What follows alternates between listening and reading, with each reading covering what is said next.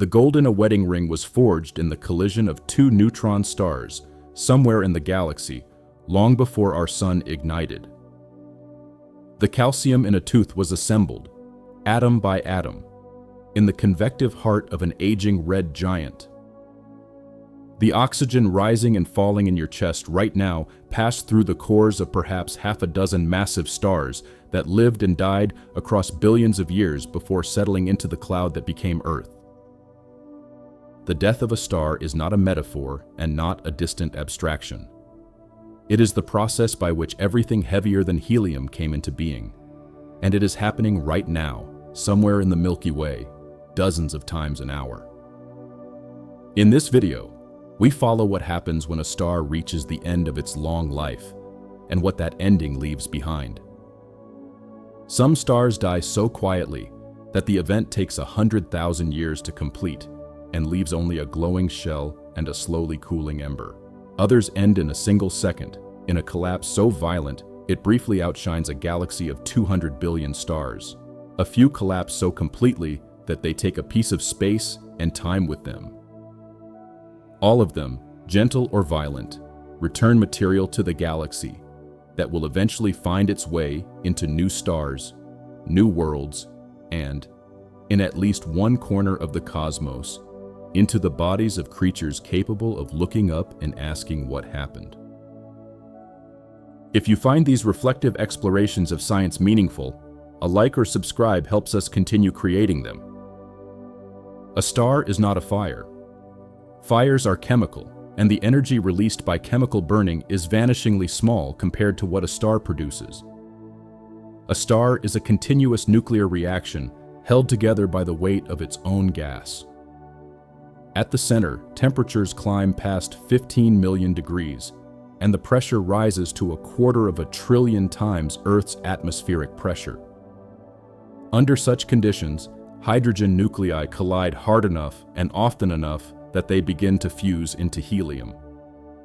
4 hydrogen nuclei combine through a brief chain of intermediate steps into a single helium nucleus, and a small fraction of the original mass is released as energy. This is the same process that powers every visible star in the night sky, from our own sun to the most distant red dwarfs at the edge of the Milky Way. The energy released does not escape easily.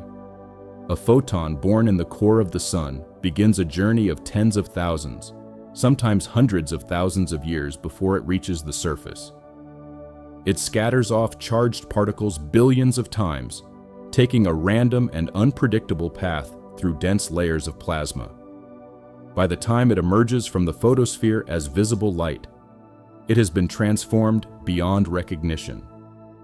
The light reaching Earth right now was born deep inside the sun, long before the first cities were built on this planet. From the photosphere, the journey to Earth takes a further 8 minutes and 20 seconds. The struggle between gravity and pressure shapes everything that follows. Gravity wants to compress the star to a point. The energy released by fusion creates pressure that wants to push it apart. For the long middle of a star's life, these forces are matched so precisely that the star changes size by less than 1% across billions of years. Astronomers call this period the main sequence, and the Sun, at about 4.5 billion years old, is roughly halfway through its own. It will continue fusing hydrogen for another 5 billion years before the balance shifts. The Sun's main sequence existence is itself worth dwelling on. For 4.5 billion years, it has shone within a few percent of its present brightness, and for 4.5 billion more, it will continue to do so. The total amount of hydrogen in the Sun is enormous, but only the fraction inside the core is hot enough to fuse. Hydrogen in the outer layers does not participate. The reaction is confined to the inner quarter of the star's radius, and beyond that, the gas is too cool to ignite. Convection mixes some of the outer hydrogen down, but very little reaches the core. The Sun is, in this sense, a vast reservoir of unburnable fuel surrounding a small region of active fusion. This is true of every star. The core is small, the envelope is large, and the star lives by exhausting its core long before its envelope is touched. That balance is not eternal because fusion consumes its own fuel. Every second, the core of the Sun converts about 600 million tons of hydrogen into helium. 4 million of those tons are released as energy, streaming outward as light and neutrinos. The rest accumulates in the core as a slowly growing reservoir of helium ash. Over billions of years, this ash builds up. The conditions in the core change. The pressure begins to lose ground to gravity, and the long, quiet equilibrium of the main sequence comes to an end. Across the night sky, every star is at some particular point in this slow exhaustion. The brightest stars are usually not the closest, but the most luminous, and most of the most luminous are massive stars in the final tenth of their lives. Rigel in Orion, Deneb in Cygnus, Betelgeuse in Orion's other shoulder. These are massive blue or red supergiants in or near their last stages. They are visible across thousands of light years because they are bright. They are bright because they are dying. The night sky, examined carefully, is partly a catalog of stellar deaths in progress. What happens at the end depends almost entirely on how much mass the star had to begin with. A star with the mass of the Sun follows one path. A star 10 times more massive follows another. A star 30 times the Sun's mass follows a third. Mass determines the temperature and density that can be reached in the core. And temperature and density determine which fusion reactions are possible. And which reactions are possible determines what kind of remnant the star leaves behind. The whole story of stellar death is, in a sense, a story about mass. For a star like the Sun, the end begins when the hydrogen in the core runs out. The reaction that has held the star up for 10 billion years simply stops. Without fusion to generate outward pressure, gravity begins to win. The helium core, no longer producing energy, begins to contract under its own weight. As it contracts, it heats up, and the heat from this contracting core ignites a thin shell of hydrogen still surrounding it. Hydrogen burning resumes, but in a new location, just outside the dead helium core. This shell burning is more vigorous than the core burning that preceded it. The shell releases enormous amounts of energy, and the outer layers of the star respond by expanding. The expansion is slow by human standards, but unmistakable on astronomical timescales. Over a few 100 million years, the star swells to many times its original size. As it swells, its surface area increases far faster than its energy output, and the surface temperature drops. The star, once a steady yellow, becomes a swollen red giant. When the Sun reaches this stage, in about 5 billion years, it will expand far enough to swallow Mercury and almost certainly Venus. The Earth, if it survives, will orbit just above the surface of a star that has become large enough to fill most of the daytime sky. Long before that, however, the slow brightening of the Sun in its main sequence years will have boiled away Earth's oceans and stripped the atmosphere from the planet. Whatever exists on Earth at that point will not resemble life as it exists now. The red giant phase will simply finish the job. A red giant is not a stable configuration. Its outer layers are loosely bound, held to the star by gravity that has been weakened by the enormous distance from the core. The star pulses, sometimes over months, sometimes over years, expanding and contracting in slow rhythmic waves. Each pulse drives some of the outer material outward, and over hundreds of thousands of years, the star sheds a substantial fraction of its mass.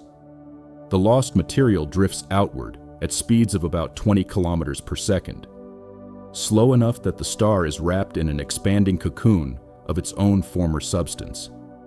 While the outer layers expand and bleed away, the core continues to contract and heat. Eventually, the temperature climbs past 100 million degrees, and a new reaction becomes possible. Helium nuclei, which would simply bounce off each other at lower temperatures, can now fuse. Three helium nuclei combine to form a single carbon nucleus, and a portion of the carbon then captures another helium nucleus to become oxygen. The reaction releases energy, and for a brief period the core burns helium the way it once burned hydrogen. The transition into helium burning is not always smooth. In stars of the Sun's mass, the helium ignites under degenerate conditions. The core has become so dense that quantum mechanics, rather than thermal pressure, supports it against gravity. In a degenerate gas, raising the temperature does not immediately raise the pressure, and the usual thermostat that regulates fusion in a star is briefly disabled. When helium fusion ignites in a degenerate core, it ignites all at once in an event called the helium flash. For a few hours, the center of the star releases energy at a rate comparable to the entire luminosity of a galaxy. None of this energy escapes. It is absorbed by the surrounding layers and used to lift the degeneracy of the core, restoring normal thermal regulation. From the outside, the star shows almost no sign that the flash has occurred. The outer envelope is so massive and so slow to respond that the violent ignition of the core is hidden entirely. The Sun, when it reaches this stage, will undergo a helium flash that no observer outside the star would ever detect. After the flash, helium fusion proceeds steadily. The core stabilizes at a new equilibrium, the star contracts slightly, and a new phase of life begins. This phase is sometimes called the horizontal branch, a name derived from the way such stars line up along a horizontal band in diagrams that plot stellar luminosity against temperature. Globular clusters, those ancient gatherings of hundreds of thousands of stars in the galactic halo, show beautifully clean horizontal branches in their color magnitude diagrams, with stars at each stage of post-main sequence evolution visible as a kind of frozen tableau. By examining a globular cluster, an astronomer can see, in a single image, stars at every stage of low-mass stellar death from late main sequence, through red giant, through horizontal branch, and beyond. The helium-burning phase lasts only about 100 million years, roughly 1% of the time the star spent on the main sequence. Helium is a far less efficient fuel than hydrogen, and the reaction consumes itself quickly. When the helium in the core runs out, the cycle repeats. The new carbon and oxygen core contracts. The temperature rises. A new shell of helium burning ignites around the dead core, and a layer of hydrogen burning continues outside that. The star now has a layered structure, with multiple fusion shells active at different depths, each running on the ash of the layer above it. For a star the size of the Sun, the story ends here. The core never grows hot enough to fuse carbon. There is no further reaction to delay gravity's inward pull. The outer layers, by now extraordinarily loose, drift away from the star entirely. The shedding accelerates. The pulses grow stronger. Within a few tens of thousands of years, the entire envelope of the star is gone, blown out into space at a few tens of kilometers per second, exposing the hot core that the layers had once concealed. What remains is a planetary nebula. The name is a historical accident. When William Herschel observed these objects through 18th century telescopes, their soft round shapes reminded him of planetary disks and the term stuck. Planetary nebulae have nothing to do with planets. They are the gentle exhalations of dying low-mass stars, their gases drifting outward at 20 or 30 kilometers per second, lit from within by the exposed core of the star that produced them. Some of them are nearly perfect spheres. Others are bipolar, with twin lobes extending in opposite directions, shaped by the magnetic field of the central star or by the presence of an unseen companion. The Ring Nebula in the constellation Lyra, the Cat's Eye Nebula in Draco, the Helix Nebula in Aquarius. These are some of the best known. Each is the corpse of a star not much different from the Sun, and each is no more than a few tens of thousands of years old. Planetary nebulae are short-lived structures. Within 100,000 years or so, the expanding gas thins out, mingles with the surrounding interstellar medium, and disappears from view. The shapes of these nebulae have, in recent decades, become a subject of serious investigation. The earliest observations suggested they were simple spheres, but better imaging revealed that very few are spherical.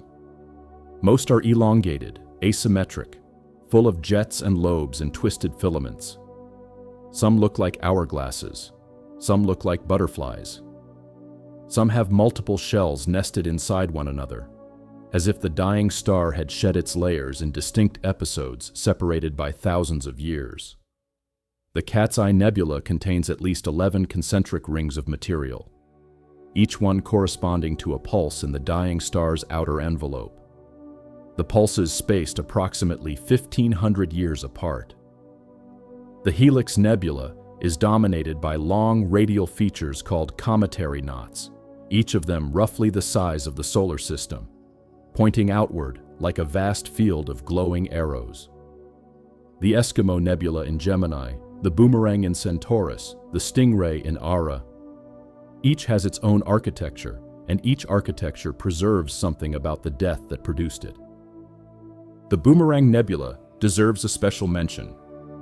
It is, by measurement, the coldest known object in the universe.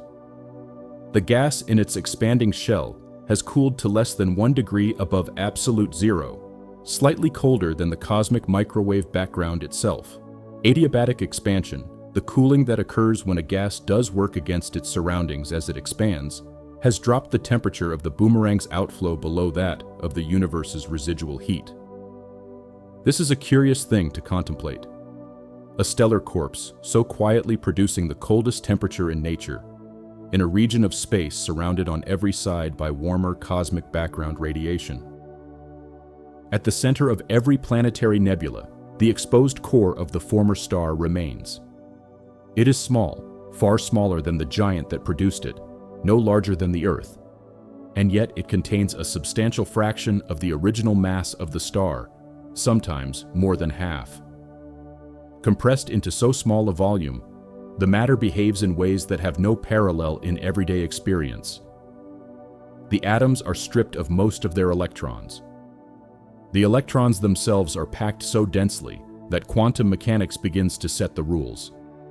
They cannot occupy the same state as one another, and the pressure this restriction creates is what holds the object up against gravity. The pressure is not generated by heat. It is generated by the quantum reluctance of electrons to be crowded together. Astronomers call this electron degeneracy pressure, and the object it supports is a white dwarf. A white dwarf is one of the strangest objects in the cosmos. A teaspoon of its material would weigh about 10 tons. Its surface gravity is 100,000 times that of Earth. Its temperature, at the moment of formation, is perhaps 100,000 degrees, hotter than the surface of any normal star. Yet it produces no new energy. There is no fusion. There is no reservoir of fuel waiting to ignite. A white dwarf shines only with the residual heat of its formation, like a fire-warmed brick set out in the cold. Over hundreds of millions of years, it cools. Over billions, it dims. Over hundreds of billions, it fades to a temperature where it no longer emits visible light at all. The interior of a white dwarf is, in its own way, as strange as any object in the universe. The matter inside is electron-degenerate plasma, but its behavior has more in common with a metal than with a gas. The electrons are free to move throughout the entire star. The carbon and oxygen nuclei sit in a kind of lattice, held in place by their mutual repulsion. As the star cools, the lattice becomes more rigid. Eventually, at temperatures far below the formation temperature, the entire interior of the white dwarf crystallizes. The crystallization has been observed indirectly, through the way it affects the white dwarf's cooling curve, and through subtle changes in the light from pulsating white dwarfs called ZZCD stars. In effect, the inner regions of cool white dwarfs are vast crystals of carbon and oxygen, denser by orders of magnitude than any terrestrial diamond. The cooling of a white dwarf is the cooling of a crystal star. No white dwarf in the universe has yet finished cooling. The universe is only 14 billion years old, and the coldest white dwarfs detected so far are still warm enough to glow faintly. The hypothetical final state of a white dwarf, a black dwarf, is a body so cool that it is equilibrated with the cosmic background, radiating away the last of its heat over timescales of perhaps a quadrillion years. No black dwarfs exist yet. They are a prediction about the far future of the universe, a future so distant that the current age of the cosmos is less than 1/100% of the time required to produce one. For now, the white dwarf at the heart of a planetary nebula is one of the universe's quiet survivors. The nebula around it disperses within 100,000 years. The dwarf itself, however, persists. Sirius, the brightest star in our night sky, is a binary system, a luminous main sequence star, and orbiting around it every 50 years, a white dwarf called Sirius B. That dwarf was once a star considerably more massive than our Sun. It evolved faster, swelled into a giant, shed its outer layers, and collapsed into its present state perhaps 120 million years ago. The planetary nebula it produced has long since dissipated. What remains is a star-sized ember, fading slowly in the company of its brighter, longer-lived partner. The path taken by a star like the Sun is shared by the vast majority of stars in the galaxy. Roughly 97% of all stars will end their lives as white dwarfs. The galaxy is, by population, a galaxy of small and modest stars, and these gentle exits are the most common stellar deaths. The remaining 3%, the massive stars, follow a very different path, and the violence of their endings, although rare, is responsible for nearly everything else. A massive star begins its life much as a smaller star does, but with a critical difference. The core is hotter and denser, and fusion proceeds far more rapidly. A star 20 times the mass of the Sun burns through its hydrogen in only 10 million years. A star with 40 solar masses lasts only a few million. The most massive stars, those approaching the upper limit of what is possible, last only a million years or two, briefer than the time mammals have existed on Earth. These stars live fast. They shine perhaps 100,000 times more brightly than the Sun. They generate ultraviolet radiation in such quantities that they ionize the gas around them for many light years in every direction, creating the glowing pink and red nebulae visible in deep sky photographs. When a massive star exhausts the hydrogen in its core, the same sequence begins as in lower mass stars. The core contracts, helium burning ignites, and the star swells into a supergiant. But here, the comparison ends. In a massive star, the core can keep contracting past the temperatures that small stars never reach. Once helium burning ends, the carbon-oxygen core compresses further. The temperature climbs past 500 million degrees, and carbon fusion begins. Carbon nuclei fuse with one another to form neon, magnesium, and other intermediate elements. The reaction releases energy, and the star is briefly stable. But carbon burning lasts only a few hundred years. The reaction is efficient, and the carbon in the core is consumed quickly. When it runs out, the core contracts again, the temperature rises again, and neon burning begins. Neon burning lasts about a year. After neon comes oxygen burning, which lasts perhaps 6 months. After oxygen comes silicon burning, the final stage in which silicon and the elements around it fuse together to make iron and the elements adjacent to iron in the periodic table. Silicon burning lasts about a day. This acceleration is one of the strangest features of the final years of a massive star. Each successive fuel is less efficient, and each successive stage is shorter than the one before. A star that has spent 10 million years on the main sequence may complete its final burning sequence in under a year, with the last day spent making iron in its core. It is worth pausing on this acceleration, because the human imagination does not naturally accommodate the timescales involved. A star that has lived for 10 million years now enters its final year, and in that year, the central reactions cycle through fuels at rates that have no analog in any other natural process. Carbon lasts 600 years, neon lasts 1 year, oxygen lasts 6 months, silicon lasts 24 hours. By the last day of the star's life, the rate of evolution at its center is faster than at any point in its previous existence by many orders of magnitude. In those final hours, the core temperature climbs past 3 billion degrees. The pressure climbs to values that have no terrestrial counterpart. Atomic nuclei collide and rearrange themselves into iron, and the elements adjacent to iron at staggering rates. The outer envelope of the star, however, knows nothing of any of this. The envelope is so large and so cool that information from the core takes hundreds of years to reach the surface. A massive star going through silicon burning at its center looks identical to a massive star going through carbon burning a few hundred years earlier. Betelgeuse, examined tonight, will look essentially the same as Betelgeuse examined 10,000 years ago, even if the core is now in its final week. The outside of the star is not a reliable indicator of how close the inside is to the end. This is one reason why predicting which massive star will go next is essentially impossible. The visible photosphere is far removed from the action. Inside, however, the star has developed a structure that resembles nothing so much as the layers of an onion. At the center lies the iron core, the dense endpoint of all the previous burning. Surrounding it, a shell of silicon burning continues to feed iron into the core. Outside that shell lies a layer of oxygen burning, producing the silicon for the layer beneath. Outside the oxygen burning shell is a neon burning shell, then a carbon burning shell, then a helium burning shell, and finally, at the outermost edge, a thin layer where hydrogen still fuses into helium. Each shell consumes the ash of the layer above it. Each shell is hotter and faster than the one outside it.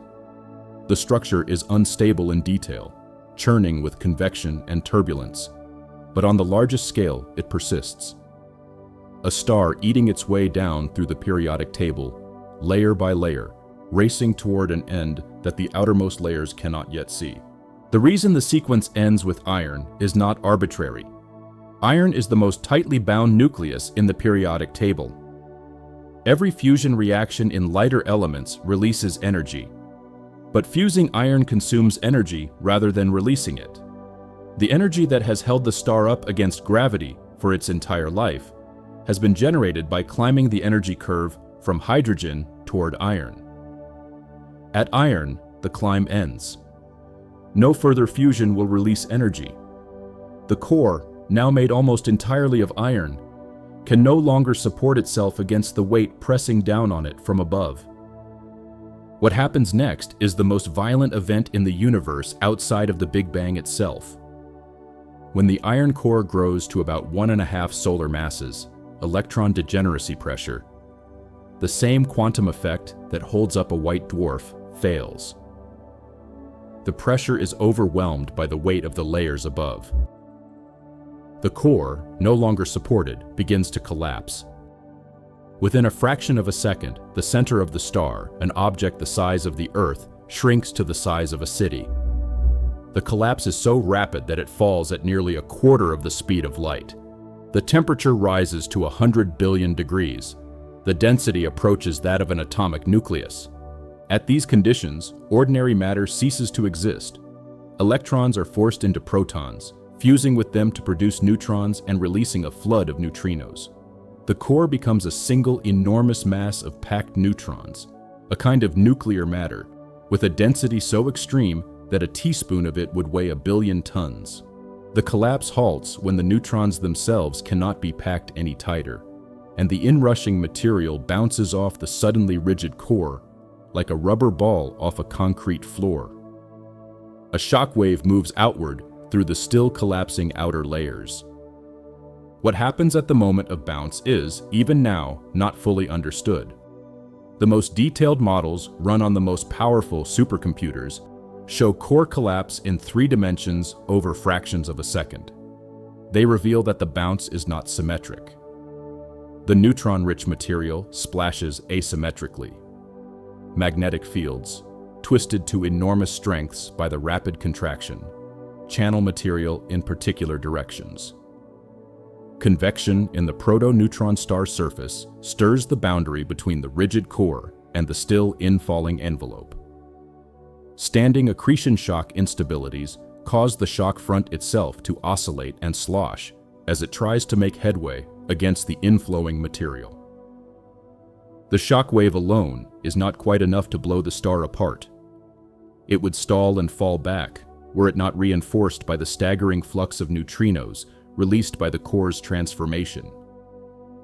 Although neutrinos pass through ordinary matter as if it were not there, the density of the infalling envelope is so high and the neutrino flux so intense that a small fraction are absorbed. That small fraction deposits enough energy to revive the stalled shock and drive it outward through the star. The outer envelope, weighing many solar masses, is hurled into space at thousands of kilometers per second. The star explodes. There is another possibility, and it is one that has only recently begun to be taken seriously. The shock does not always succeed. Sometimes, in stars of certain masses, the explosion fails. The shock wave stalls and cannot be revived. The envelope falls back. The entire star, including its core, simply collapses into a black hole without producing any visible outburst at all. The Large Binocular Telescope survey of nearby galaxies has identified several candidate failed supernovae, red supergiants that were photographed for years, then simply disappeared between one observing run and the next, without any intervening brightening. The interpretation is that the cores of these stars collapsed all the way to black holes without producing a shock wave strong enough to expel the envelope. The envelope fell in. The star quietly disappeared, leaving behind a stellar mass black hole and an empty patch of sky. If this picture is correct, then some of the universe's deaths are silent. They produce no light at all. The star vanishes into its own remnant without fanfare, and the only way to detect the event is by noticing that something has stopped being where it used to be. But more often, the shock succeeds. The neutrinos do their work. The envelope is hurled outward at 4% of the speed of light. The star, which has spent its entire 10 million year existence in slow preparation, finishes itself in seconds. What follows in the next weeks, what humans on distant worlds eventually see as a brilliant new star appearing in the sky, is the long afterglow of an event that has already ended. For a few weeks, the dying star outshines the entire galaxy that contains it. A supernova in a nearby galaxy can be seen with the naked eye from Earth, a new star appearing where none was before, brightening for a few weeks, then slowly fading over months. In our own galaxy, supernovae have appeared in recorded history. The bright new star observed by Chinese astronomers in the year 1054, which left behind the Crab Nebula in the constellation Taurus. The supernova of 1572, recorded by Tycho Brahe and visible in daylight. The supernova of 1604, observed by Johannes Kepler, the last supernova witnessed unaided in our galaxy. Statistically, 1 or 2 supernovae occur in the Milky Way every century, but most are hidden behind interstellar dust. The next one to appear in the visible sky may already be on its way. Light from such an event would have left its source thousands of years ago and may arrive any night. The most studied supernova of modern times occurred in 1987 in the Large Magellanic Cloud, a small companion galaxy to the Milky Way. SN 1987A was the first naked-eye supernova in nearly 4 centuries. The progenitor star, a blue supergiant called Sanduleak-69, vanished from photographs taken a few weeks later. In its place, there was a brilliant point of light that briefly outshone the entire galaxy that contained it. More remarkably, a handful of neutrinos from the explosion were detected on Earth a few hours before the visible light arrived. 3 underground detectors, one in Japan, one in Ohio, and one in Russia, recorded a total of 24 neutrinos in a span of 13 seconds. They were the first neutrinos ever detected from outside the solar system, and they confirmed that the basic picture of core collapse, worked out theoretically over the preceding decades, was correct. The neutrinos arrived first because they escaped from the collapsing core immediately, while the light had to fight its way out through the slow-moving envelope.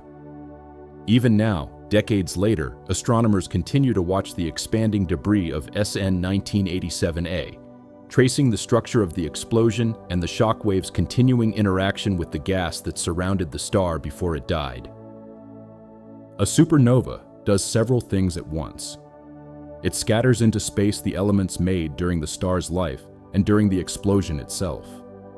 It heats and compresses the surrounding interstellar medium. It accelerates particles to enormous speeds. And it leaves behind a remnant, either a neutron star or a black hole, depending on the mass of the original core. The element scattering is one of the supernova's most consequential effects. During the long burning sequence, the star produced an entire periodic table's worth of intermediate elements: carbon, oxygen, neon, magnesium, silicon, sulfur, iron. These accumulated in the star's interior, each in a layer corresponding to where it was made. The explosion also produces elements that no quiet burning ever made. In the searing heat of the shock wave, atomic nuclei capture neutrons in rapid succession, building up nuclei heavier than iron: copper, zinc, silver, tin. Some of the heaviest elements, the gold and the uranium and the lanthanides, are not made primarily in supernovae, but in the even rarer collisions of 2 neutron stars. The first such collision detected, in 2017, was observed both as a gravitational wave signal and as a brief flare of light called a kilonova, and the spectrum of that flare revealed the unmistakable signatures of freshly minted heavy elements. The wedding rings of the world contain gold that has spent billions of years drifting through the galaxy after being thrown out by an event very much like the one observed in 2017. The synthesis of elements in stars is, taken as a whole, the answer to one of the oldest questions in natural philosophy. Where does the variety of matter come from? The early universe, in the first 3 minutes after the Big Bang, produced only hydrogen, helium, and trace amounts of lithium. Everything else, every other element in the periodic table, has been built by stars over the subsequent 13 billion years. The path of synthesis follows a kind of branching tree. Hydrogen burning produces helium. Helium burning produces carbon and oxygen with smaller amounts of neon. Carbon burning produces neon, sodium, and magnesium. Oxygen burning produces silicon and sulfur. Silicon burning produces iron and its neighbors. Each step builds on the products of the last. The elements lighter than iron are all produced by these progressive fusions in stellar cores. The energetics are favorable. Each fusion releases a small amount of energy, and the chain runs naturally as long as the temperature is high enough. Beyond iron, the path forks. Heavy elements cannot be made by simple fusion, because adding nuclei to iron consumes rather than releases energy.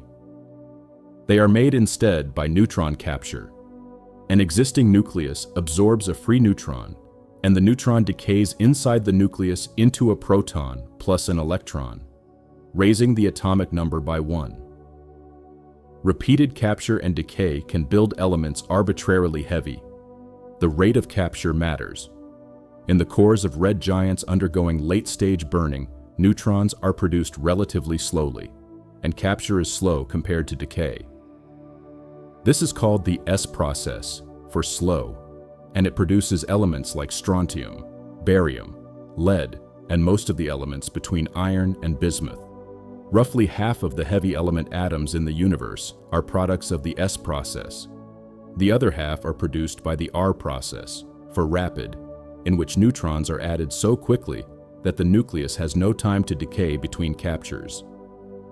The R process requires conditions of extraordinary neutron density, far higher than anything that occurs in a stable stellar core. It happens in the violent ejecta of neutron star mergers, and possibly in certain rare core collapse supernovae.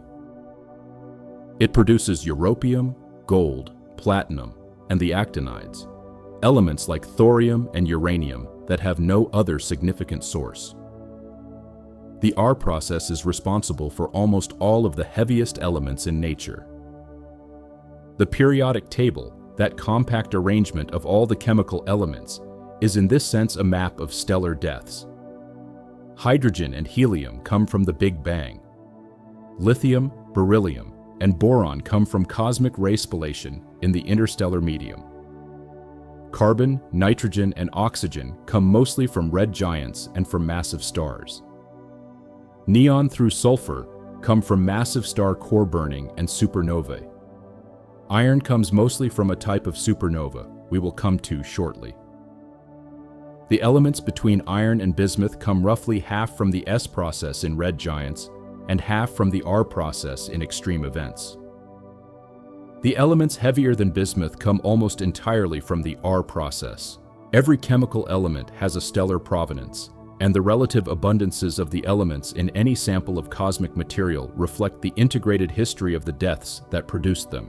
The solar system's particular mix of elements records the particular history of the cloud from which it formed.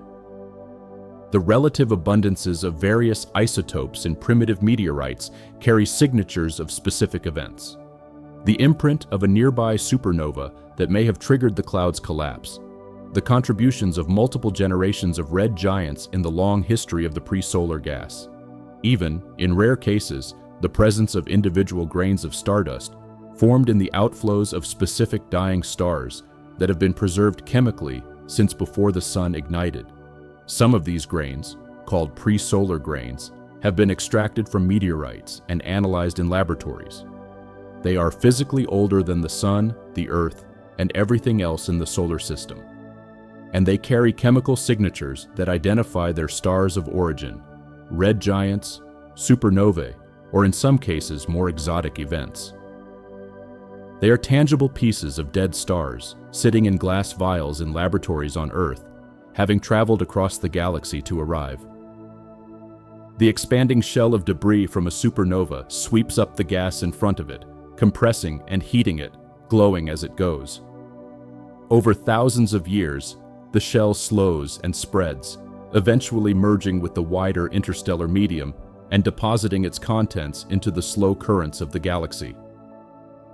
The Crab Nebula, the remnant of the supernova seen in 1054, is still expanding at about 1,500 kilometers per second, and its delicate glowing filaments are visible in any moderate-sized telescope. The Vela supernova remnant in the southern sky is about 11,000 years old and now spreads over an area of the sky larger than the full moon. The Cygnus loop in the northern sky is older still, perhaps 20,000 years, and has expanded so far that it appears as a great glowing arc among the stars of Cygnus. Each of these remnants is the visible expression of a star's final scattering, elements once locked in the interior of a single star, now drifting outward to be incorporated into clouds that may, in time, give birth to new ones. Cassiopeia A, the remnant of a supernova that exploded around 1680, although strangely no one in Europe recorded seeing the original outburst, is one of the brightest radio sources in the sky and a strong X-ray emitter as well. Its expanding debris is rich in oxygen, silicon, and iron, and detailed observations have mapped the distribution of these elements in 3 dimensions, revealing the asymmetric nature of the explosion. Tycho's supernova remnant, the leftover from the explosion of 1572, is now known to have been a different kind of supernova, one we will examine later, and its expanding shell continues to push outward through the interstellar medium at thousands of kilometers per second. SN 1006, an even brighter supernova recorded in chronicles from Egypt, Iraq, China, Japan, and Europe, was so bright it cast shadows at night for weeks. Its remnant is now a faint arc in the southern sky, still detectable 1,000 years later. Each of these remnants is a stellar grave marker, and each will remain visible for tens of thousands of years before it finally disperses. The shockwave's interaction with the surrounding medium is itself a stellar event. When a supernova goes off in a region containing nearby clouds, the shock compresses those clouds and can trigger the collapse of new stars from material that had been stable for millions of years. The solar system itself may owe its existence to such an event. The proportion of certain short-lived radioactive isotopes detected in primitive meteorites suggests that the cloud from which the Sun and its planets formed was seeded by a supernova that exploded nearby just a few million years before the solar system's birth. The shockwave from that distant explosion may have been the trigger that started the slow collapse of our pre-solar cloud. The atoms that became Earth, including the iron in its core and the silicon in its rocks, came from earlier stars whose deaths preceded the Sun's birth. The death of one star in this picture is the trigger for the birth of another. The particle acceleration done by supernovae fills the galaxy with cosmic rays. These are protons and atomic nuclei moving at nearly the speed of light, energetic enough to penetrate spacecraft hulls and human bodies. They originate in the turbulent shockwaves of supernova remnants, where charged particles bounce repeatedly across magnetic field lines and gain energy with each crossing. Cosmic rays propagate through the galaxy for millions of years before any given particle reaches Earth. As you read this, several thousand cosmic ray particles are passing through your body every second. A small fraction collide with atoms in your tissues, occasionally rearranging the chemistry of a DNA molecule. Most pass through harmlessly, leaving no trace. The mutation rate of life, the engine of evolution, is partly tuned by stellar death. Cosmic rays are not the only legacy of supernovae that continues to register on Earth. The shockwaves of supernova remnants accelerate not just charged particles, but also gamma rays and X-rays, which propagate through the galaxy and are detected by orbiting telescopes. The Crab Nebula is one of the brightest persistent sources of high-energy radiation in the sky.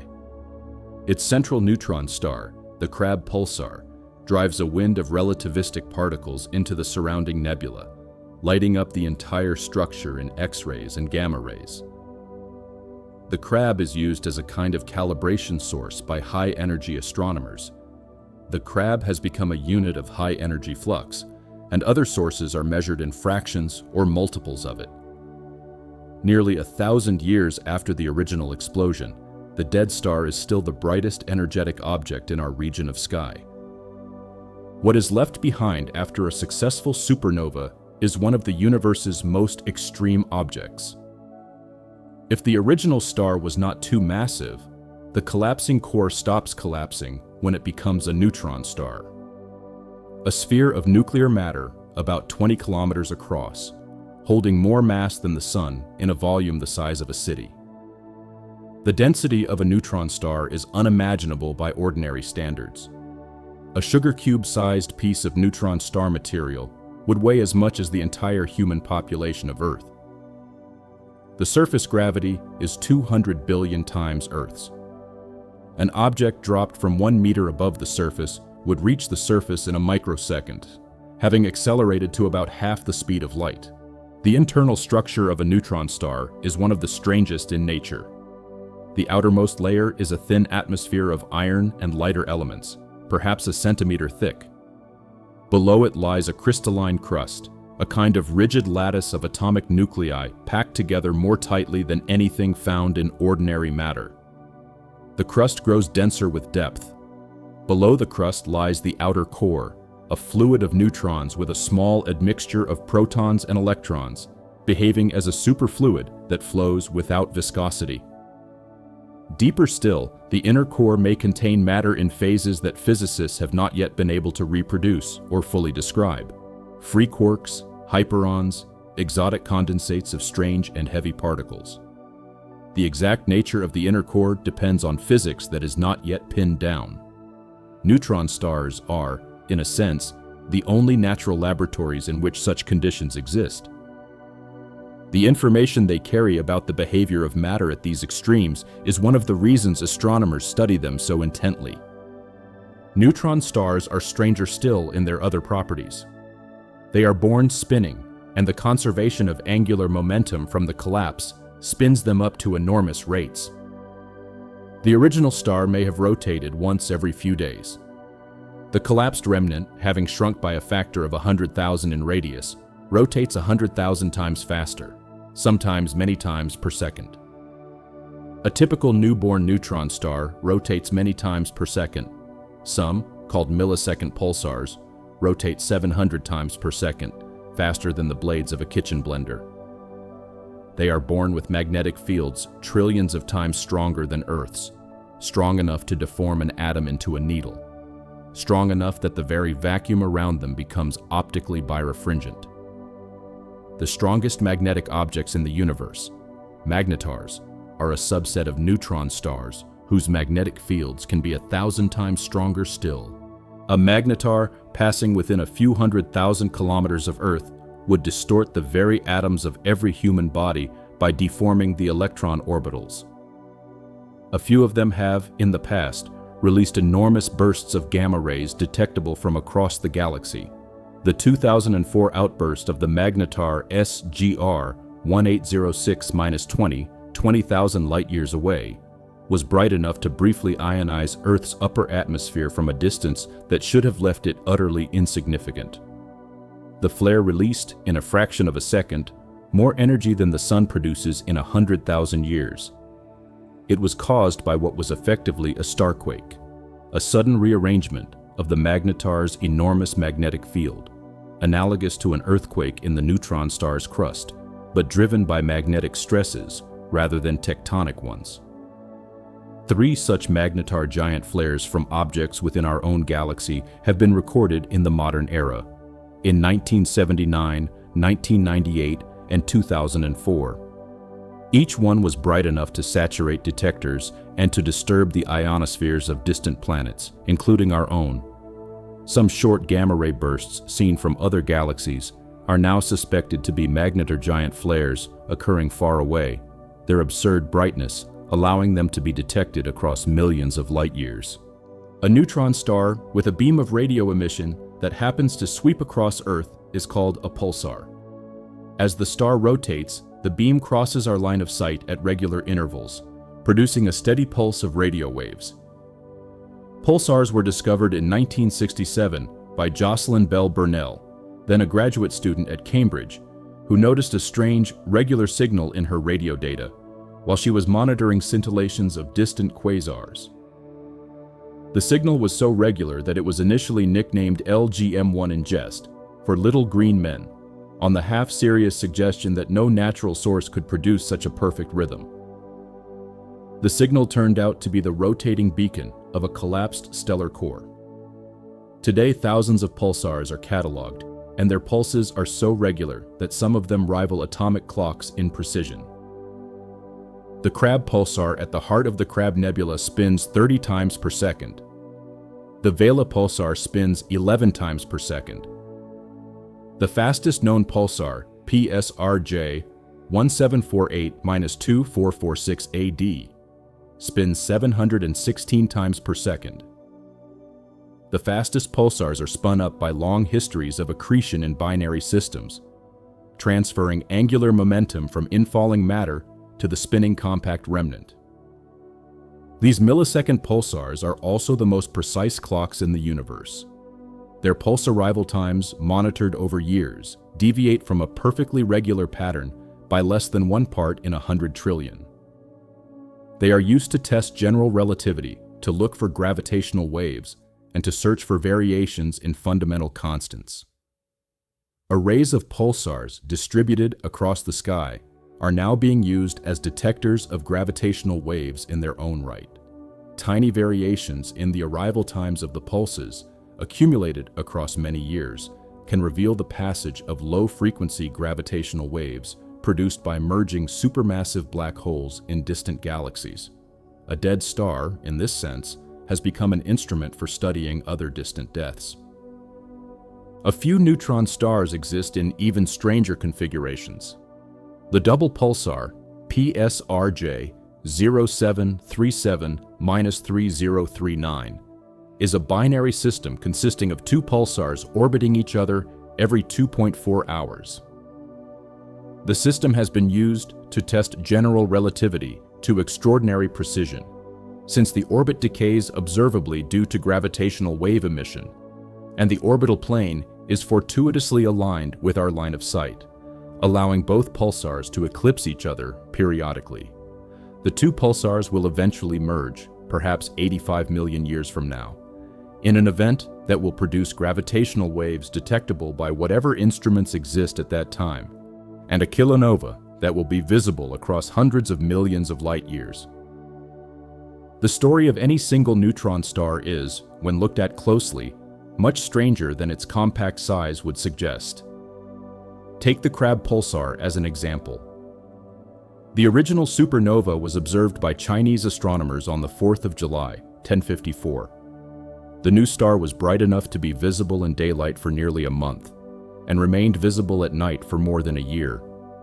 The progenitor star, perhaps 10 times the mass of the Sun, had lived for 10 million years, burning through hydrogen, helium, carbon, neon, oxygen, and silicon in succession, then collapsing in milliseconds when its iron core gave way. The shock wave drove the envelope outward into space at thousands of kilometers per second, creating the nebula that astronomers still observe 9.5 centuries later. At the center of that nebula lies a neutron star about 20 kilometers across, rotating 30 times per second, beaming radio waves and X-rays out into the surrounding region. The neutron star is the last surviving remnant of a stellar life that began 10 million years before recorded history and ended in a single second on a midsummer day in the 11th century. The Crab pulsar is also slowing down. Each year, its rotation period lengthens by a tiny amount, as the energy of its rotation is radiated away in the form of relativistic particles and electromagnetic waves. The wind from the pulsar, blowing outward at nearly the speed of light, is what lights up the surrounding nebula. The pulsar is, in effect, slowly converting its rotational energy into the visible glow of the gas that surrounds it. Eventually, in perhaps a few tens of thousands of years, the pulsar will have slowed enough that the nebula will fade. The Crab will continue to expand and dissipate, and the central neutron star will continue to rotate, but the spectacular structure will be gone. What will remain will be a quiet, dim neutron star drifting through interstellar space, occasionally detected by future astronomers as an isolated thermal source, its history hidden inside its compact bulk. There are also neutron stars without any visible nebula at all. Some are recoiled remnants of supernovae that have traveled far from their birthplaces, kicked outward at hundreds of kilometers per second by asymmetric explosions, leaving the visible expanding shell behind. A neutron star can travel thousands of light years through the galaxy in only a few million years, far enough to leave any remnant of its original supernova entirely behind. Some of these isolated neutron stars have been detected only because they happen to be hot enough to glow faintly in X-rays. Most are presumably invisible, drifting silently through interstellar space, detectable only if they happen to pass close enough to a star or planetary system to perturb something. The galaxy contains perhaps 100 million neutron stars in total. Only a few thousand have been identified as pulsars. The rest are silent. Too old to be radio bright, too cool to be X-ray sources, too far from anything to reveal their presence by interaction. They are the ghost population of massive star deaths from the past few billion years, scattered through the Milky Way's disk and halo, each one a compact dead star carrying within it the layered history of an exploded supergiant. What a neutron star will eventually become, on long enough timescales, is uncertain. The current best understanding is that, left undisturbed for trillions of years, a neutron star simply continues to exist, slowly cooling, slowly losing rotational energy, gradually fading into a kind of permanent stillness. There is no further phase of evolution. The neutron star is not a temporary configuration on the way to something else. It is, for any timescale less than the most extreme far future, an essentially final state. The collapsed remnants of stars that died in our galaxy 3 billion years ago are still here, drifting along their orbits around the galactic center, much as they were when they formed, only slightly cooler and slightly slower in their rotation. When the collapsing core is too massive even to be supported as a neutron star, when the original star had more than perhaps 25 times the Sun's mass, the collapse does not stop. The neutron material is not strong enough to hold itself up. The core continues to contract through every limit imposed by ordinary physics until, at some final radius, it disappears from the universe in the only way the equations of general relativity permit. A black hole is formed. A black hole is not a hole in the ordinary sense. It is a region of space within which gravity has become so strong that nothing, not even light, can escape. The boundary of that region is called the event horizon. From outside, the black hole appears as a dark sphere of a particular radius, set by the mass that fell in. A black hole with the mass of the Sun would have an event horizon about 3 kilometers across.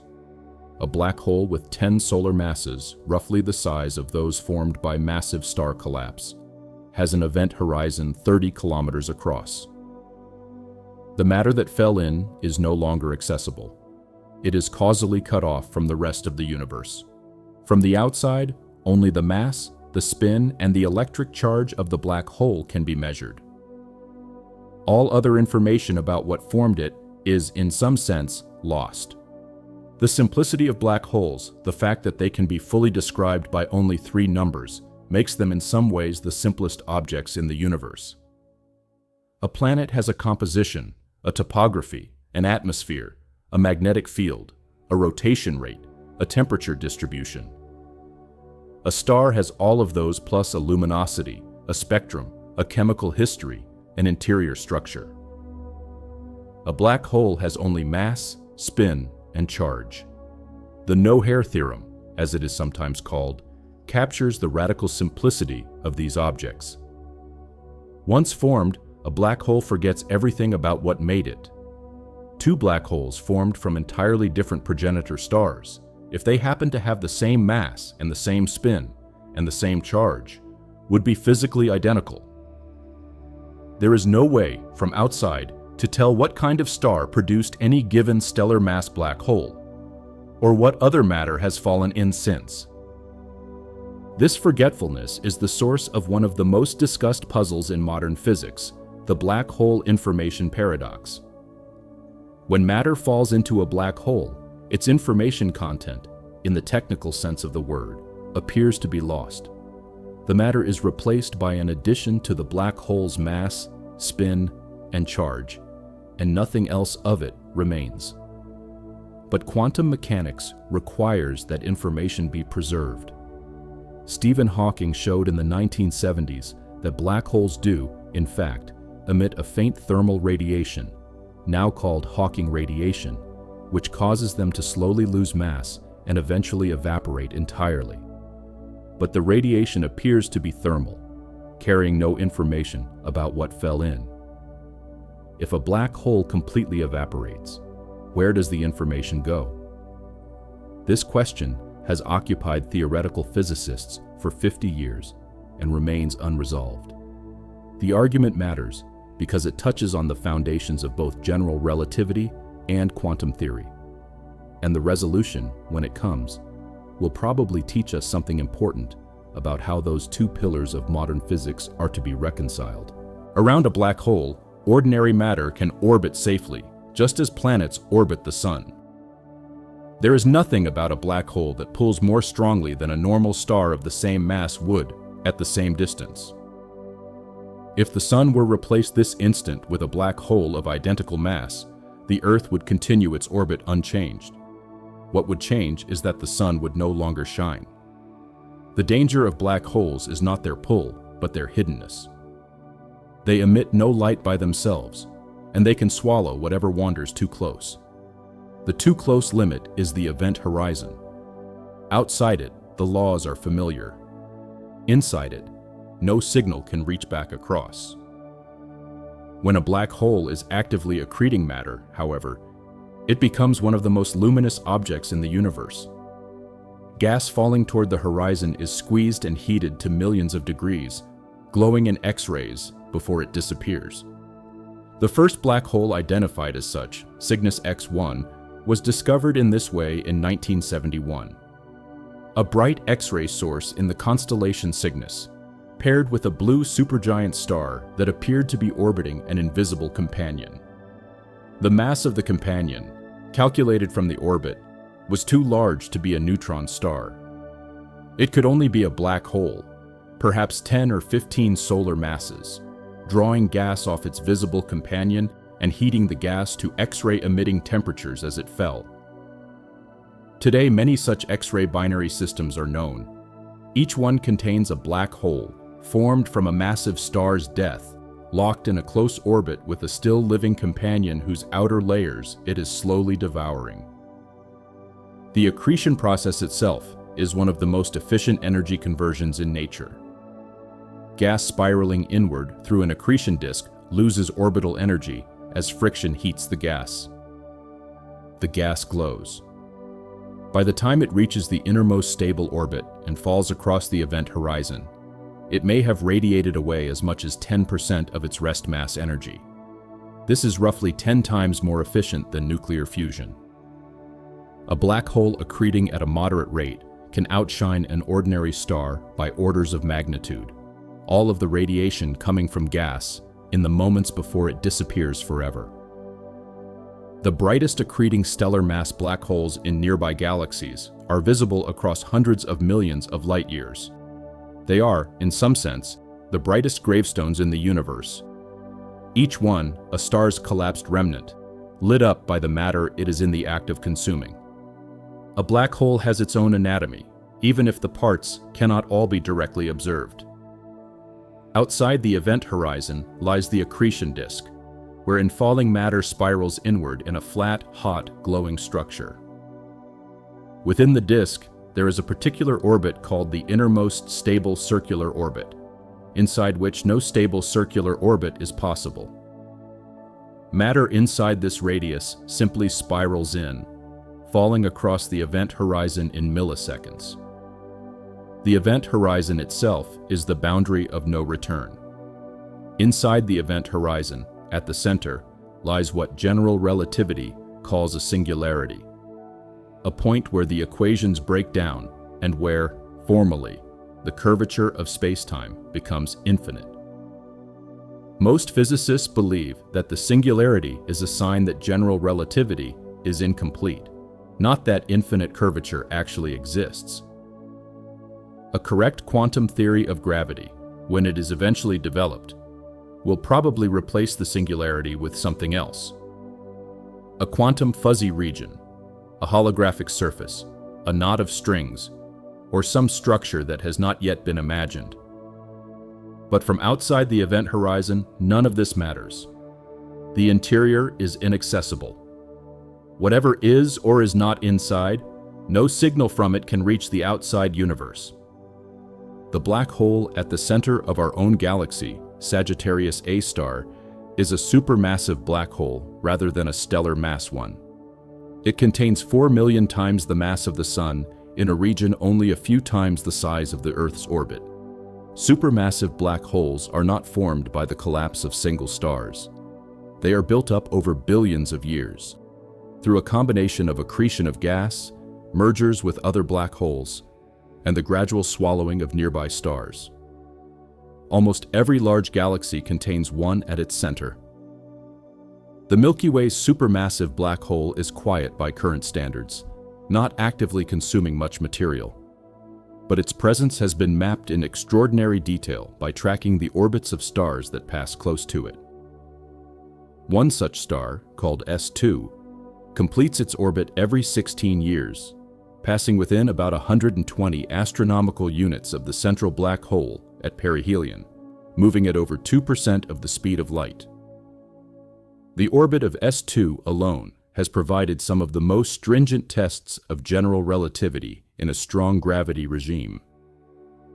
The first direct image of a black hole, released by the Event Horizon Telescope collaboration in 2019, was of the supermassive black hole at the center of the galaxy Messier 87, 55 million light-years away. The image shows a dark central region surrounded by a glowing ring of accreting gas, with the dark region itself being the shadow cast by the event horizon on the surrounding emission.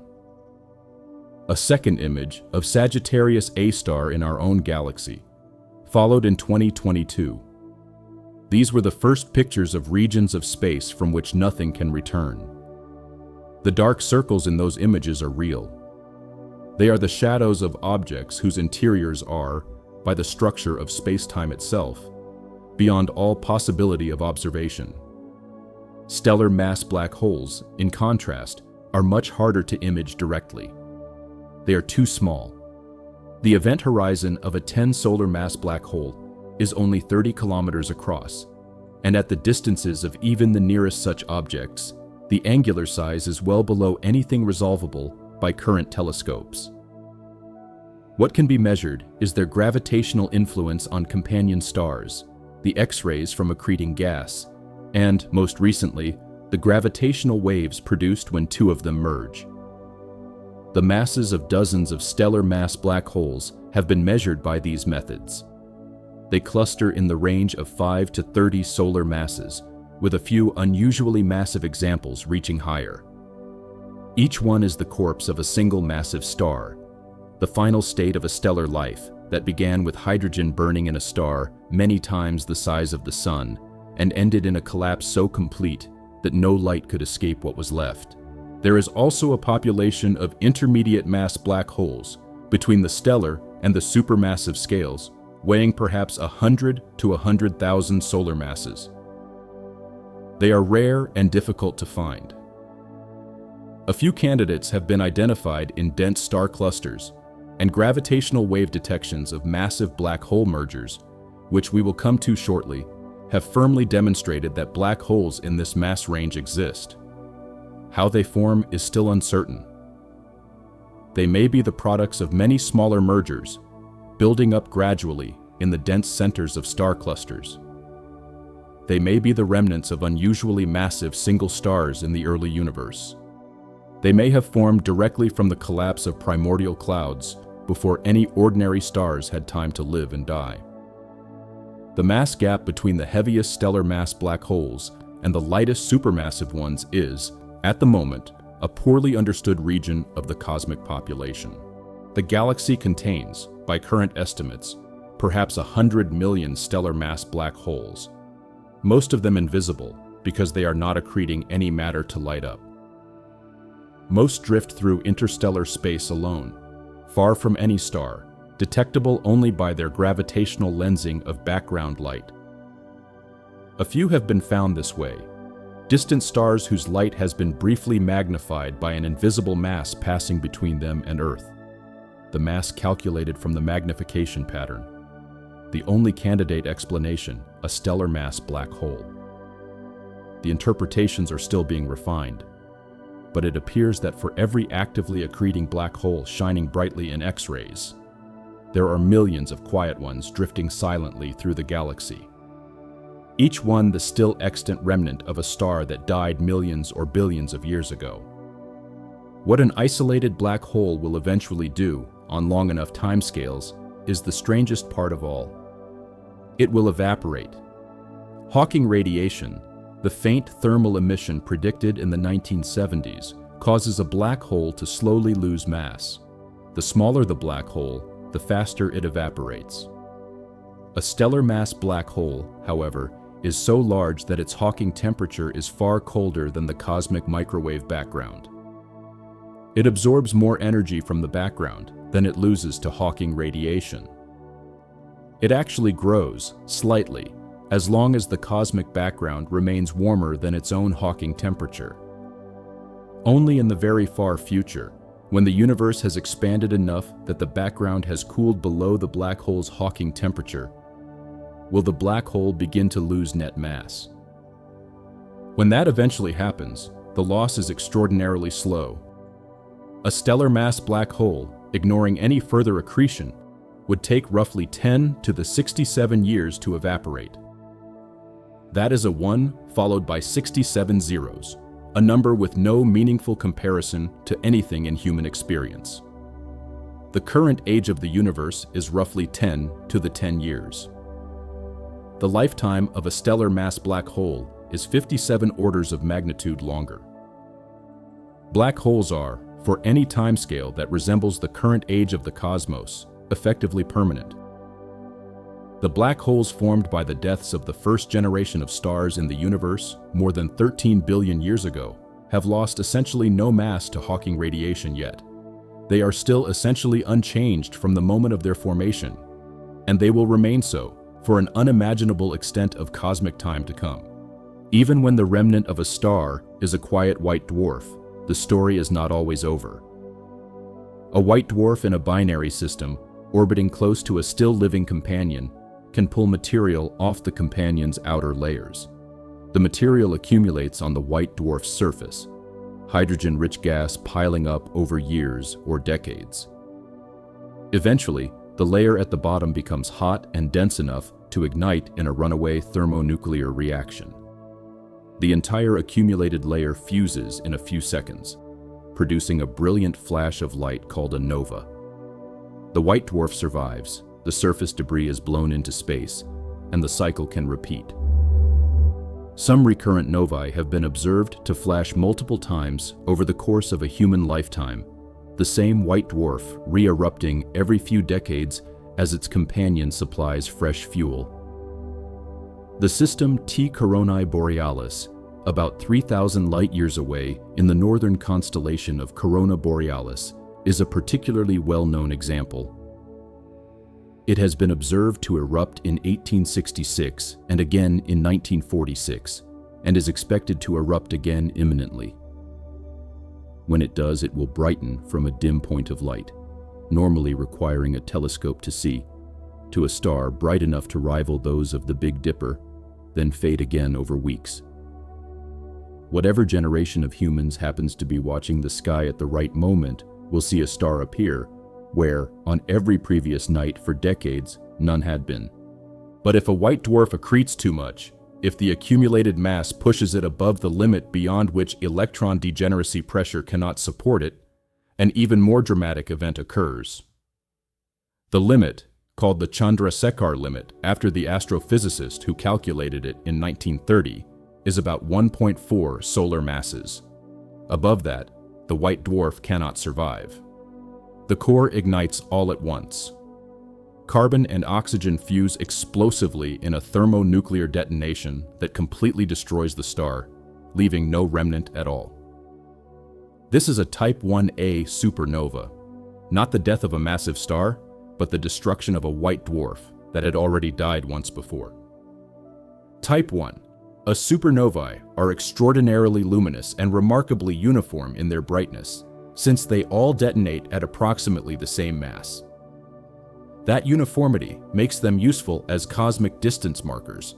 The observations of distant Type 1a supernovae in the late 1990s revealed that the expansion of the universe is accelerating, a discovery that won the Nobel Prize in Physics in 2011 and revealed the existence of dark energy. The death of a single white dwarf in a binary system, scaled up to the cosmic level, became the tool with which the entire fate of the universe was traced. The Type 1a mechanism is, in fact, more complicated than the simple picture of a white dwarf accreting from a companion. Recent observations and modeling suggest that some, perhaps many, Type 1a supernovae are produced by the merger of two white dwarfs rather than by accretion onto a single one. Two white dwarfs in a binary system can lose orbital energy to gravitational radiation over billions of years, spiraling inward until they collide. The collision detonates the combined mass in a single event, and the result is indistinguishable, at cosmological distances, from a Chandrasekhar mass explosion. Both channels probably contribute to the Type 1a population. The uniformity of Type 1a brightness, which makes them useful as cosmic standard candles, may emerge from a combination of detonation mechanisms whose outputs happen to look similar. What is certain is that Type 1a supernovae produce most of the iron in the universe. Core collapse supernovae produce iron too, but they also produce many other elements, and only a fraction of their iron escapes the collapsing core. Type 1, a supernovae, by contrast, produce almost nothing but iron group elements, and they eject essentially all of it.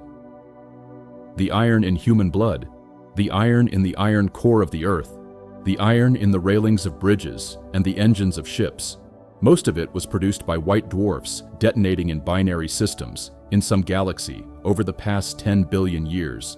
The deaths of low-mass stars, returning to detonate after their first quiet exit, are responsible for most of the iron in the modern universe.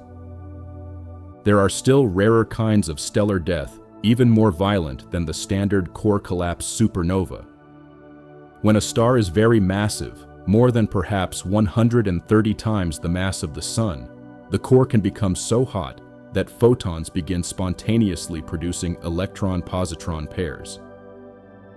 The pairs absorb energy that would otherwise have supported the star, the core pressure drops, and the entire star collapses in a single catastrophic event called a pair instability supernova.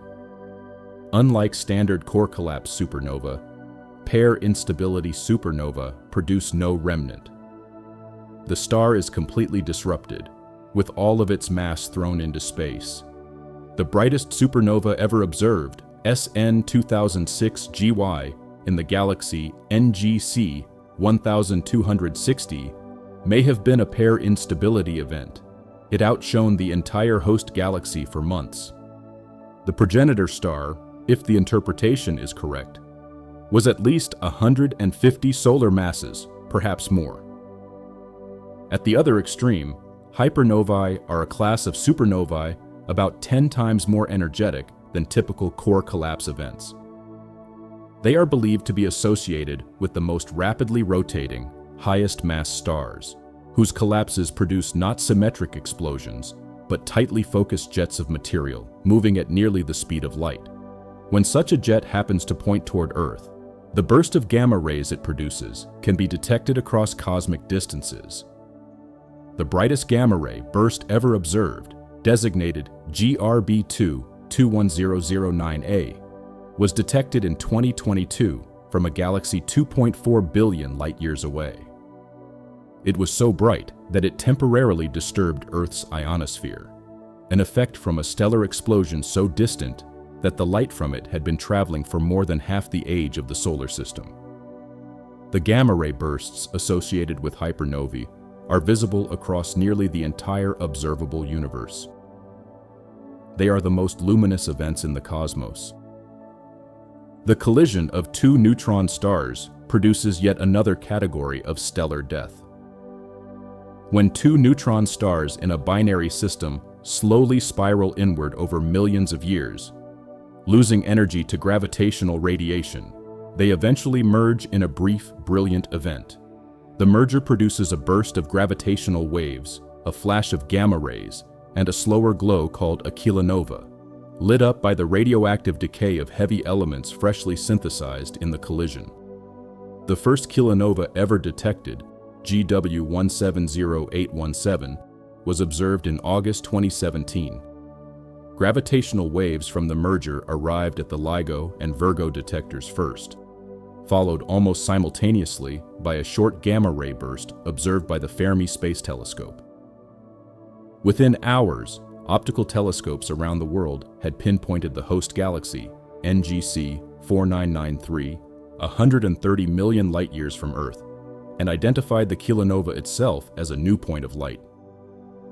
Over the following weeks, the kilonova's spectrum was analyzed in detail. It revealed the presence of freshly created strontium, tellurium, and other heavy elements. For the first time, astronomers had directly observed the cosmic forge in which the heaviest elements in the periodic table are made. The collision of two black holes is even more violent in some respects, although it produces no light at all. When two black holes spiral together, they release prodigious amounts of energy as gravitational waves, distortions of spacetime, that propagate outward at the speed of light. The first such event ever detected, GW 150914, was observed in September 2015 by the LIGO detectors. The signal, lasting less than a quarter of a second, came from the merger of two black holes about 1.3 billion light-years away. In the moment of merging, the two black holes, with masses of about 36 and 29 solar masses respectively, briefly radiated energy equivalent to 3 solar masses entirely in gravitational waves. For a fraction of a second, the merger emitted more energy than all of the stars in the observable universe combined. Yet no light was produced, no electromagnetic signal of any kind. Black hole mergers are dark events, visible only through the warping of spacetime itself. The detection of gravitational waves opened a new era in the observation of stellar deaths. Before 2015, every supernova, every neutron star merger, every black hole collision had been studied only through electromagnetic radiation, the light that escaped the event and traveled across space to reach us. Gravitational waves were predicted by Einstein in 1916, but were considered for decades to be impossible to detect. Their amplitude on Earth, even from the most violent events in the universe, is so small that it would require measuring a change in length smaller than the diameter of a proton, over distances of kilometers. The construction of LIGO, and later Virgo and Kagra, eventually achieved this sensitivity. The first event, GW 150914, was detected in the very first scientific run of the upgraded LIGO, less than a year after the instruments came online. Since then, gravitational waves from dozens of stellar deaths have been cataloged.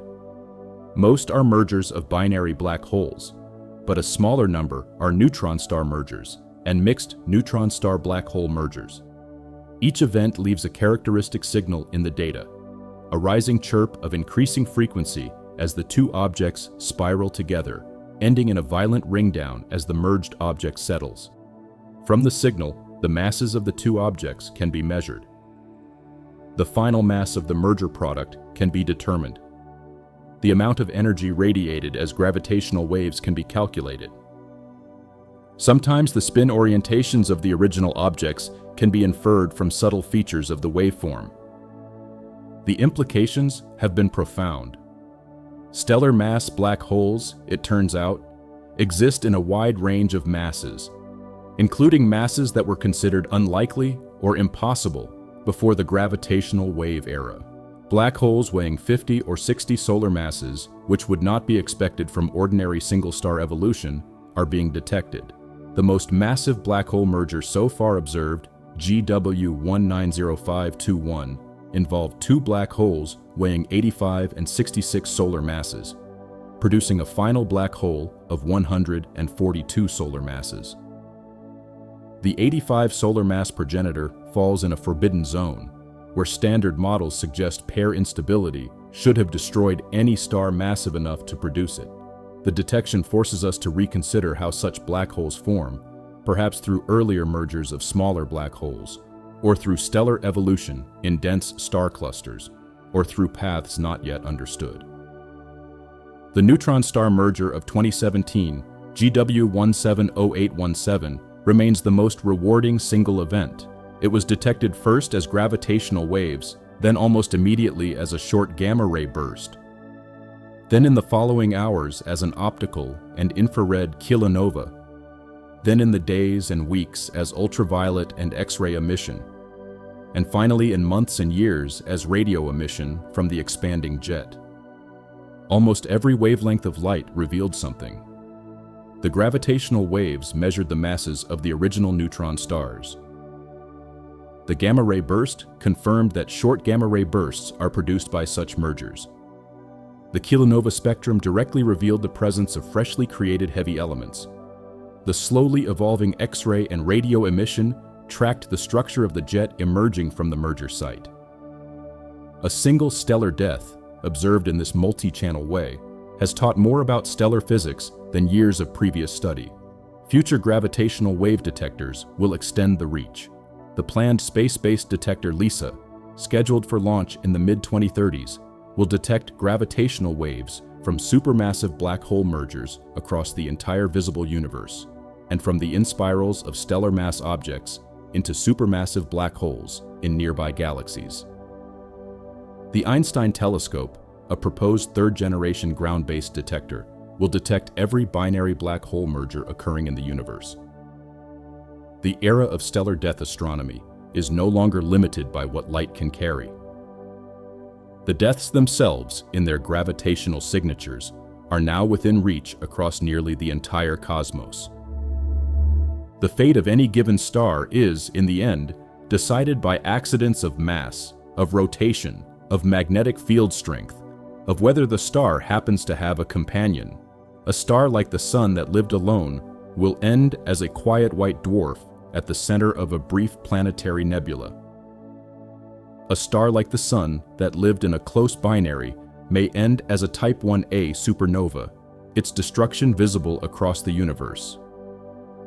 A star of 20 solar masses will, in most cases, end as a neutron star at the center of a supernova remnant. A star of 40 solar masses will most likely end as a stellar mass black hole. A star of 150 solar masses, if any such stars still exist anywhere in the universe, will most likely end as a pair instability supernova, leaving nothing behind at all. But mass is not destiny in every case. The rotation of a star matters. The magnetic field of a star matters. The presence or absence of nearby companions matters. The metallicity of the original cloud, the abundance of heavy elements inherited from previous generations, affects the rate of mass loss during the star's life, and thus the mass it has remaining at the end. Two stars born identical in mass can follow very different paths to their deaths if their other properties differ. Taken all together, the galaxy by now holds an extraordinary population of stellar remnants.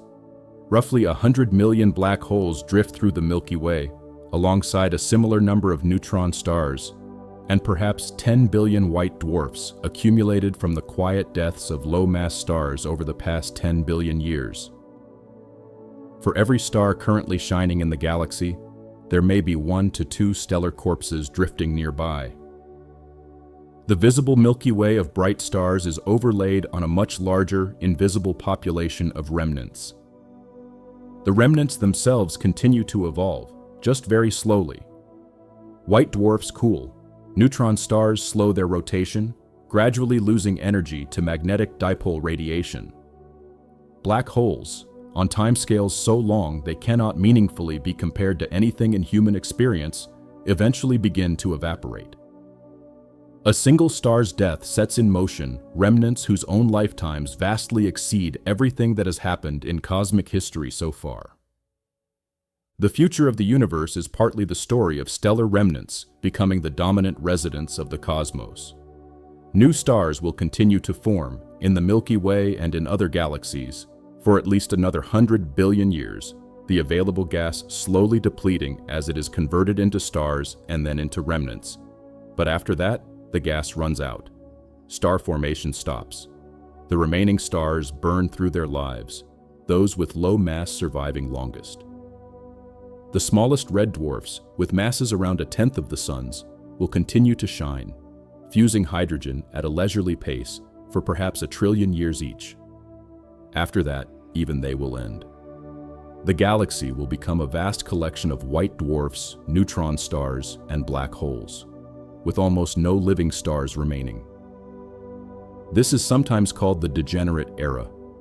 It will last for perhaps 100 billion years, during which time the white dwarfs cool to invisibility, and the neutron stars slow to inert spinning corpses. After the degenerate era comes the black hole era, in which the remaining stellar remnants, on extremely long timescales, are slowly absorbed by the supermassive black holes at the centers of galaxies, or scattered out into intergalactic space, or, in the deepest future, evaporate via Hawking radiation. Eventually, on a timescale of perhaps 10 to the 100 years, even the largest black holes will have evaporated. What remains will be a thin gas of photons and other very long wavelength radiation, spread out across an expanding and increasingly cold universe. This far future picture is, of course, speculative in its details. It depends on assumptions about dark energy, about proton decay, about the nature of quantum gravity that we cannot yet verify. But the basic structure is robust. Stars will exhaust their fuel. Remnants will accumulate. The universe will become darker and colder and emptier on timescales so long that the current age of the cosmos is a vanishingly brief opening chapter. Stellar death is not just an event of the past. It is the dominant story of the future. The universe is, in its very long arc, transitioning from a place of stars to a place of corpses. For now, however, the situation is rich and ongoing. The galaxy contains perhaps 300 billion stars, and at any given moment, several million of them are within a million years of the ends of their lives. Most of those are massive stars in the final, rapid stages of fuel exhaustion. The most famous of them is Betelgeuse, the red supergiant in the shoulder of Orion. Betelgeuse is now between 8 and 12 million years old, depending on the model, and somewhere between 10 and 20 times the mass of the Sun. It is in the final stages of its life, although what final means is difficult to say in human terms. Betelgeuse may explode tomorrow. It may explode in 100,000 years. From a stellar perspective, those numbers are nearly identical. From a human one, they are entirely different. Betelgeuse is 650 light-years from Earth. When it explodes, the supernova will be visible in daylight for weeks, brighter than the full moon, casting shadows. It will fade over months to the brightness of a bright star, and over years to invisibility. The remnant will, depending on its mass, be either a neutron star or a black hole. The expanding debris will spread outward for thousands of years, eventually merging with the surrounding gas of the galaxy. If the explosion has already happened, if a supernova has already gone off at Betelgeuse, the light is on its way and may arrive any night, any year, any century. The next supernova to brighten the human sky may already have detonated. We do not know. There are other candidates. Antares, the bright red supergiant in Scorpius, is also in late-stage burning. Rho Cassiopeiae, a yellow hypergiant near the limit of stellar mass, may be days or millennia from its end. Eta Carinae, an enormously luminous and unstable star in the southern constellation Carina, has been ejecting material in dramatic outbursts for centuries. It may explode within the next few thousand years and produce a supernova brighter than any seen in recorded history. None of these stars is close enough to threaten the Earth. The danger radius of a supernova, the distance within which it would damage the ozone layer, is perhaps 50 light-years, and no candidate exists within that range. The supernova that comes will be a spectacle, not a catastrophe. The history of recorded supernovae in our own galaxy is curiously sparse. The most recent confirmed naked-eye galactic supernova was Kepler's in 1604, just before the invention of the telescope. The 400 years since have been a strange gap. Statistically, we ought to have seen one or two more by now, but none have appeared in unambiguous form. Some perhaps exploded behind interstellar dust and went undetected. Supernova remnants whose ages suggest explosions in the past few centuries have been identified, including Cassiopeia A, whose blast probably occurred around 1680, but was never bright enough to be widely noticed at the time. The reason is dust. The Milky Way's disk contains enough dust to obscure most of the galactic plane from optical view, and a supernova going off behind a dense cloud might brighten to only modest visibility, despite being intrinsically among the brightest events the cosmos produces. The next galactic supernova, when it occurs, will not necessarily be a famous candidate like Betelgeuse.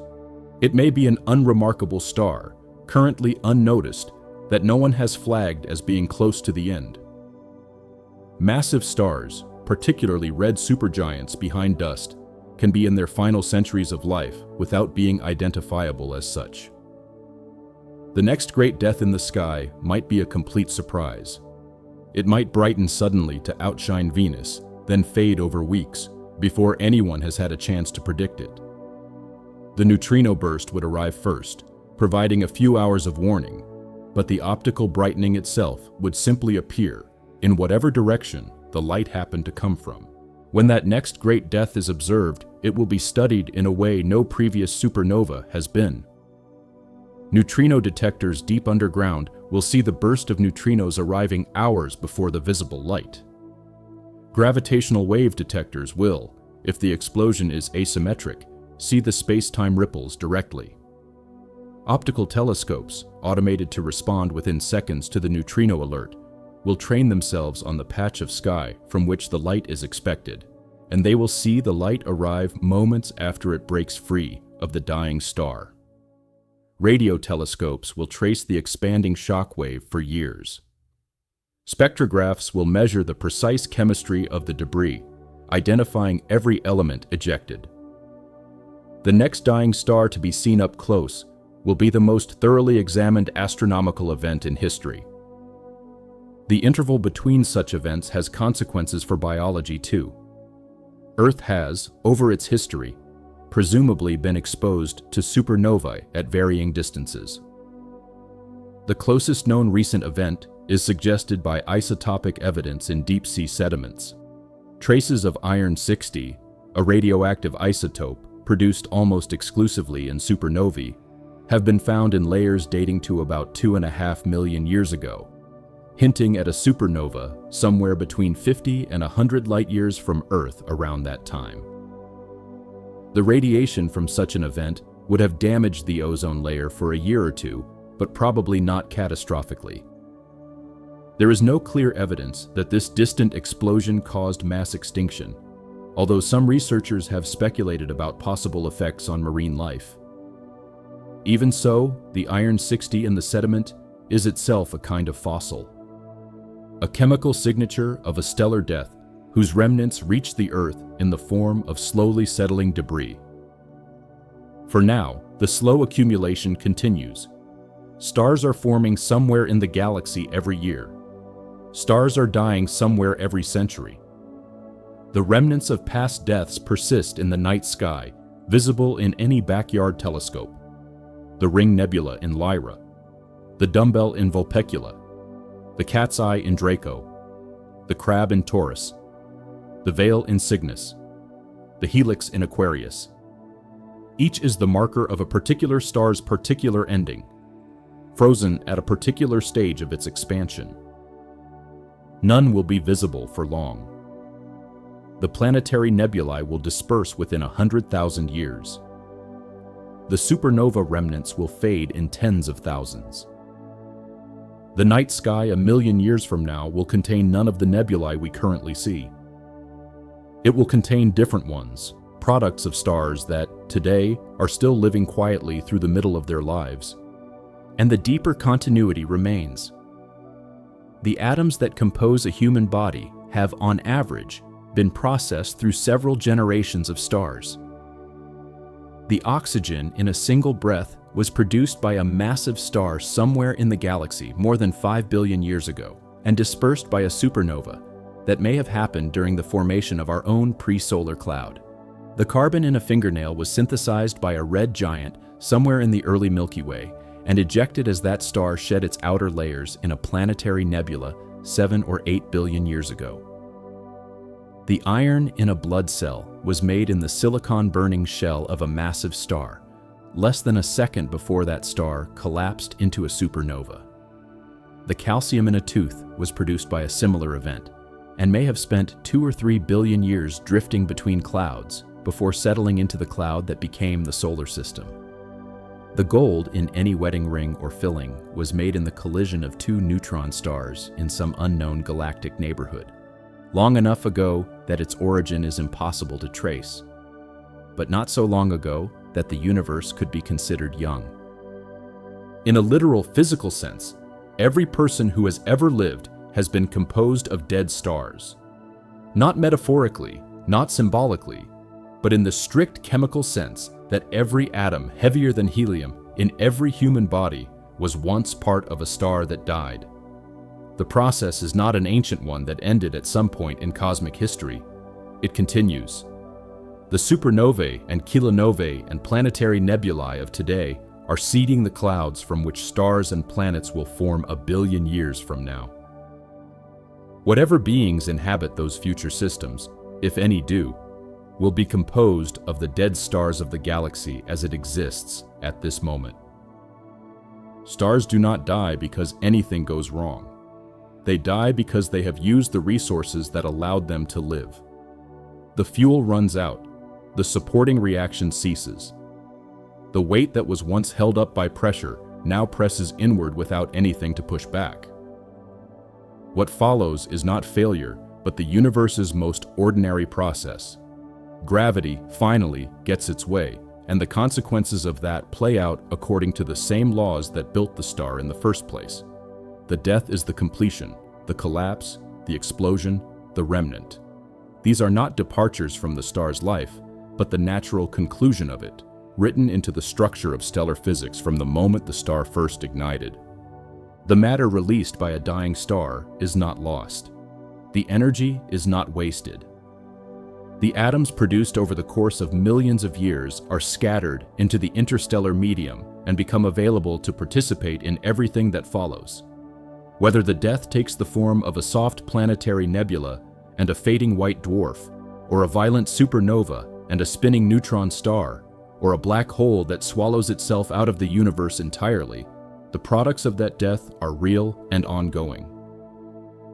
The galaxy is what it is because stars have been dying for 13 billion years. The sun exists because stars died before it. The Earth exists because stars died before it. The atoms in any reader's body exist because stars died before any reader was born, and the deaths are still happening.